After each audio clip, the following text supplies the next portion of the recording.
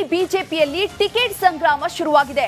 ಶೆಟ್ಟರ್ ಸ್ಪರ್ಧೆಗೆ ಸ್ವಪಕ್ಷೀಯರಿಂದಲೇ ದಂಗಲ್ ಶುರುವಾಗಿದೆ. ಟಿಕೆಟ್ಗೂ ಮುನ್ನವೇ ಅಖಾಡಕ್ಕಿಳಿದಿದ್ದಾರೆ ಕೈಕಲಿಗಳು. ಕುಂದಾನಗರಿ ಅಖಾಡದಲ್ಲಿ ಕ್ಷಣ ಕ್ಷಣವೂ ಕೂಡ ರೋಚಕ ತಿರುವುಗಳು ಪಡ್ಕತಾ ಇದೆ. ಈ ಕುರಿತು ಒಂದು ರಿಪೋರ್ಟ್ ಇದೆ, ನೋಡೋಣ ಬನ್ನಿ.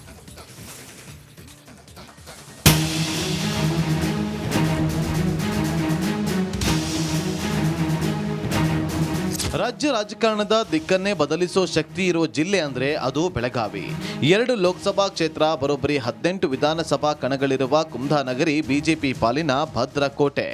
ಹಾಲಿ 2 ಲೋಕಸಭಾ ಕ್ಷೇತ್ರಗಳಲ್ಲಿ ಕೂಡ ಬಿಜೆಪಿ ಸಂಸದರೇ ಇದ್ದು 2024ರ ಮತ ಸಮರದಲ್ಲಿ ಅಖಾಡ ಬದಲಾಗಿದೆ. ಕುಂದಾನಗರಿ ಕೇಸರಿ ಪಡೆಯಲ್ಲಿ ಒಳಬೇಗುದಿ. ಶೆಟ್ಟರ್ ಎಂಟ್ರಿಗೆ ಸ್ವಪಕ್ಷೀಯರಿಂದಲೇ ಕಿಡಿಕಿಡಿ.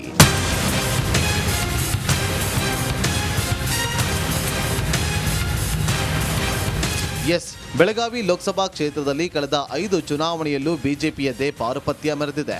ಆದರೆ ಈ ಬಾರಿ ಹಾಲಿ ಸಂಸದೆ ಮಂಗಳಾ ಅಂಗಡಿ ಬದಲು ಅವರ ಬೀಗರು ಜಗದೀಶ್ ಶೆಟ್ಟರ್ ಅವರನ್ನ ಬಿಜೆಪಿ ಕರೆತರೋ ಪ್ರಯತ್ನದಲ್ಲಿದ್ದು ಬೆಳಗಾವಿ ಬಿಜೆಪಿ ಪಾಳ್ಯದಲ್ಲಿ ಬೆಂಕಿ ಹೊತ್ತಿಸಿದೆ.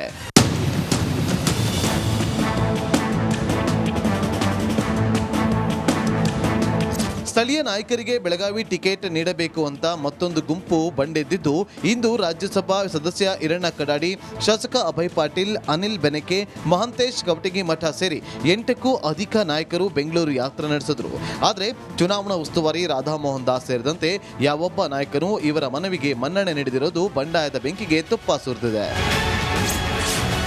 ಟಿಕೆಟ್ಗೂ ಮುನ್ನವೇ ಕೈ ಕಲಿಗಳ ಪ್ರಚಾರ. ಅತ್ತ ಬಿಜೆಪಿ ಪಾಳ್ಯದಲ್ಲಿ ಬಂಡಾಯದ ಬೆಂಕಿ ಧಗಧಗಿಸುತ್ತಿದ್ರೆ, ಇತ್ತ ಕಾಂಗ್ರೆಸ್ ಪಾಳ್ಯದಲ್ಲಿ ರಣೋತ್ಸಾಹ ಮೂಡಿದೆ.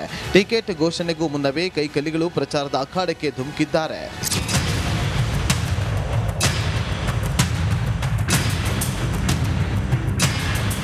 ಹೌದು, ಬೆಳಗಾವಿಯಿಂದ ಸಚಿವೆ ಲಕ್ಷ್ಮೀ ಹೆಬ್ಬಾಳ್ಕರ್ ಪುತ್ರ ಮೃಣಾಲ್ ಹಾಗೂ ಚಿಕ್ಕೋಡಿಯಿಂದ ಸತೀಶ್ ಜಾರಕಿಹೊಳಿ ಪುತ್ರಿ ಪ್ರಿಯಾಂಕಾ ಕಣಕ್ಕಿಳಿಯೋದು ಫೈನಲ್ ಆಗ್ತಾ ಇದ್ದಂತೆ ಇಬ್ಬರು ಹುರಿಯಾಳುಗಳು ಸಭೆ ಸಮಾರಂಭದಲ್ಲಿ ಬ್ಯುಸಿಯಾಗಿದ್ದಾರೆ.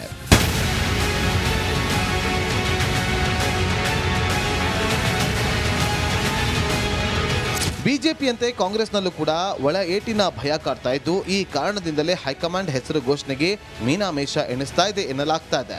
ಬೆಳಗಾವಿ ಲೋಕಸಭೆ ವ್ಯಾಪ್ತಿಯಲ್ಲಿ ರಾಮದುರ್ಗ, ಸವದತ್ತಿ, ಬೆಳಗಾವಿ ಉತ್ತರದಲ್ಲಿ ಲಕ್ಷ್ಮೀ ಹೆಬ್ಬಾಳ್ಕರ್ಗೆ ಒಳ ಏಟು ಬೀಳುವ ಸಾಧ್ಯತೆ ಇದ್ರೆ, ಚಿಕ್ಕೋಡಿ ಲೋಕಸಭಾ ವ್ಯಾಪ್ತಿಯಲ್ಲಿ ಅಥಣಿ, ಕಾಗವಾಡ, ಕುಡಚಿ ಕ್ಷೇತ್ರದಲ್ಲಿ ಸ್ವಪಕ್ಷೀಯರೇ ಕೈಕೊಡುವ ಭೀತಿ ಇದೆ. ಮೈಲಾರಿ ಪಟಾತ್, ರಿಪಬ್ಲಿಕ್ ಕನ್ನಡ, ಬೆಳಗಾವಿ.